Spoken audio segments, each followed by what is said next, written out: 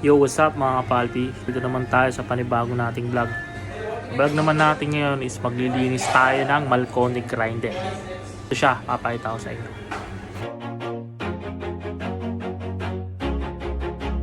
Ito natin yung pinaka top cover niya. Bakit ba nagiging wasak yung bagsak niya or inconsistent yung grind niya? Ito yun.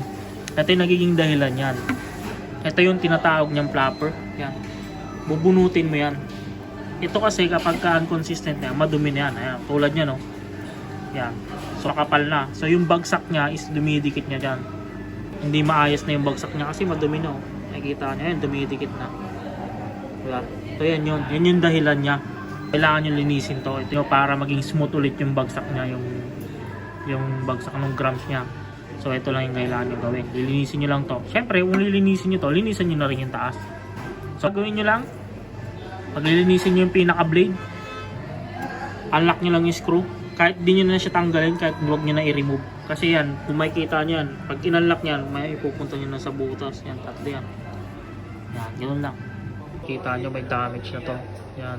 Kung makikita nyo yun, oh, meron na siyang damage. Yan, may damage na siya. Oh.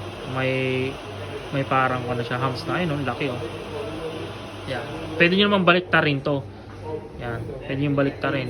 Kung asan yung pinakamalit pa yung damage, yun muna yung ipapasok nyo sa pinakaloob.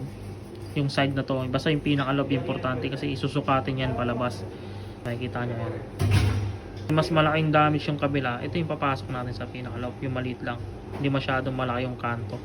Ito malaki na yung kanto na to. Or, palitan nyo na lang siya, yun ang pinaka mas madali. Mura lang naman to. So yan. Laki ng kanto nito.